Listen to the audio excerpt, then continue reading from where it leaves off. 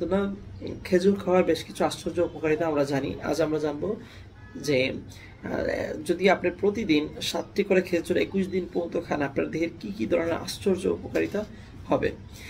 যে কোনো বীজ, জাদু, টোনা থেকে আপনাকে রক্ষা করবে, এই কথাটা বর্ণনা করা আছে বুখারী শরীফের 5445 নম্বর হাদিসের মধ্যে। তার মানে আপনার বিষ, জাদু টোনা বা এই ধরনের জিনিস থেকে আপনি রক্ষা পাচ্ছেন। বিশেষ করে এছাড়াও কানজুমান উম্মা যে কিতাব, এই কিতাবের মধ্যে বর্ণনা করা আছে যে ব্যক্তি প্রতিদিন 7টি করে আজোয়া খেজুর খাবে, তার দেহের পাকস্থলী জনিত সমস্ত সমস্যা থেকে সে নিরাময় পাবে। এই কথা বলছে হযরত আলী রাদিয়াল্লাহু আনহু। যেহেতু আমরা মুসলমান, সুতরাং এই বিষয়টা আমাদের উচ্চ গুরুত্ব সহকারে দেখা উচিত।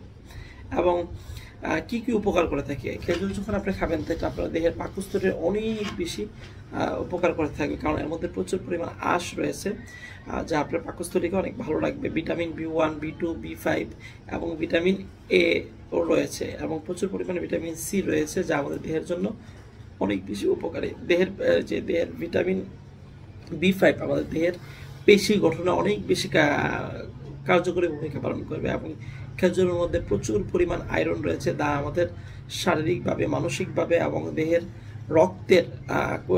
রক্তের উৎপাদন ক্ষমতা বৃদ্ধি করে। এবং প্রচুর পরিমাণ ক্যালসিয়াম রয়েছে খেজুরের মধ্যে, যা আমাদের হাড় গঠনে এবং দেহের জন্য অনেক বেশি গুরুত্বপূর্ণ ভূমিকা পালন করে।